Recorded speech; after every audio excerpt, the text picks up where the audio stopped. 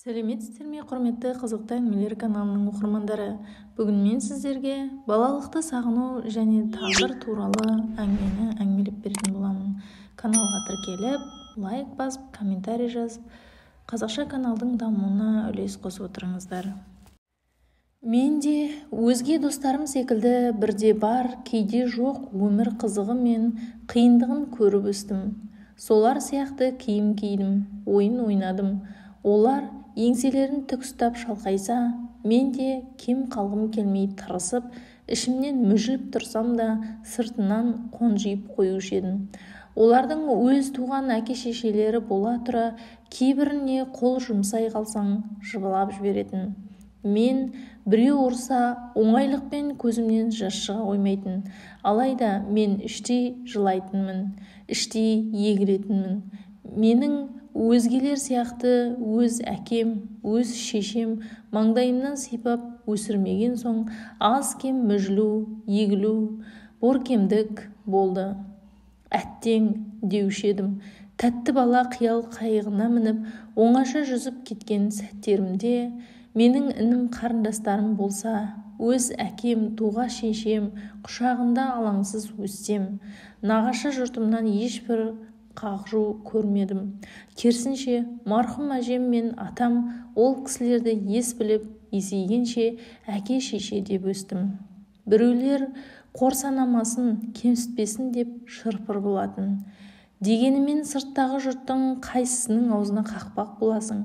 Төбелесе қалсаң, тентектің бірі жеңіліп бара жатса, ең осал жері осы болар деп, ей, тірі жетімек, сенің әке-шешең олар емес, қаңғыған әше-шешеңді тауып ал деп боқтанатын. Мен дәл сол кезде өліп түсетінмін. Өлгенде де қайта тұрмастай сұлап түсетінмін. Еңіреп ботадай боздап отырып, әкемнен бұрын марқұм шешеме, әжеме келіп мұңжығамын. Бұл кісі сабырмен тыңдап алған соң, ол жүгірмектің оны қайдан шығарғаны әке-шешесінің бықсытып отырғаны ғой, жүр барып жанын шығарайын деп қолымнан жетектеп алып баратын. Олардың ата-анасы ештеңе білмегенсіп, ұлына зілсіз ұрысып қоятын. Сонымен бәрі бітті. Шешем сол үйден аз-кем ренжісін байқатқанымен бір шыны шай ішіп жайдары қайтатын. Ал мен болсам, мына тағдырыма, сайқымазақ өміріме өкпелі болып, өзімнен өшім алған мақтаншақ тентекке кеткен есемді қайтара алмай, ыза кекпен оралатынмын. Кейде сондай бір қапалы күндер түс көретінмін. Түсімде өзімді ренжіткен балаларды аямай, соққылап, масаттанып, соңы жеңіспен, қуанышпен аяқталатын фильмдердей көңілі болып оянатынмын. Расымен, түс керісінше болатынын сонда ұқтым. Мен ешкімнен ешқашан кек қайтармадым. Оған дәтім жетпегендіктен емес, ішкі қуатым сабыр бергендей. Мүмкін балалық кездегі кейбір шалалық, шәлкез мінездерді кешіргендіктен бе, әлде ерте есейгендім бе себеп болды ма деген ой туатын. Өмір алға асады, уақыт биік армандарға, ұзақ сапарларға жалғасады. Осылай тәлекеш тағдырыма қапалы кейде есейе бердім. Кейде ойлайтынмын, осының бәрі түс болса екен деп, мүмкін шешем мен әкем ғой деп таныған кісілер расымен өз ата-анам шығар. Ағаларым мені шынымен қорғайды ғой. Өзге біреу жағама жармаса, жігерім мен намысымды қарайды емес пе? Бірақ өмір шынайы жағдаймен ойлағаннан да басқа тым алдамшы. Сан түске еніп, құбылып тұратын сайқал көрініс екен. Мені бірінші Құдайға, екінші өз әке-шешесіне қалдырып, күйеуге шығып кеткен шешемді де айыптауға, кінәлауға балалық назым болса да, моральдық құқық жоқ екенін кейін ұқтым. 21 жасында алғашқы қосағынан ажырасып, тағдырын тағы бір жұмырбасқа табыстаған анамның жар құшуға, бала табуға қақысы бар екен. Иә, солай, мен шалдуар уақыт, шәлкез мінезді пешенемнің жазғанына еріксіз бас шұлғып өсіп жаттым. Еркелік, шолжаңдық, теңтек, қалықтар бәрі өткен күндермен бірге сағым араласқан алыс балалық шақта қала берді. Табиғаты мен жаратылысы ғажап тұйықтай мекенде дүние есігін ашқан менің тәйіліме, тағдырыма аса өкпем болмаса да, болмысыз түйткіл түйбегейлі өмір бақытымды, асқақ мақсаттарымды басқаша өрбітіп, өзгеше өрнектелген тәрізді.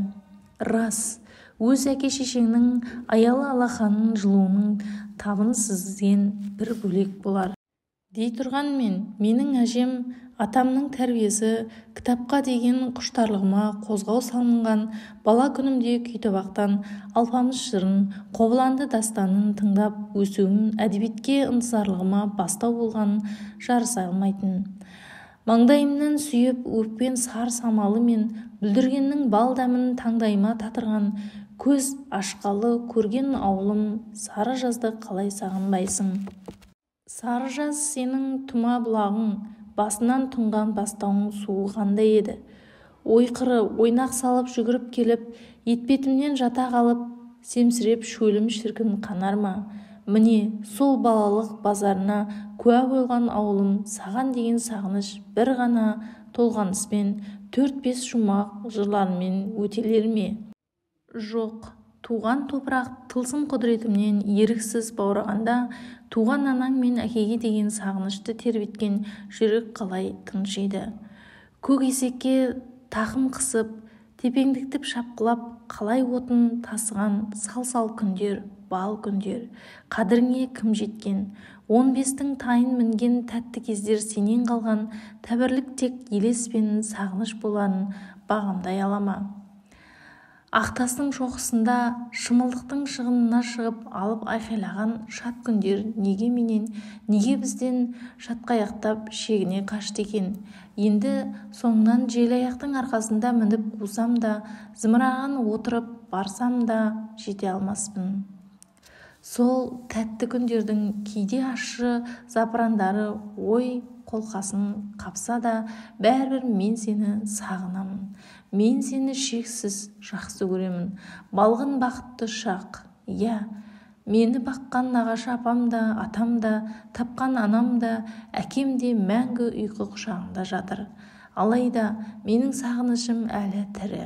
Жүрегіме ұялаған сартап мұң, ауық-ауық мазалап, аулақта, жырақта қалған ауылыма, туған туыс бауырыма қарай дедектетіп жетелейтіндей.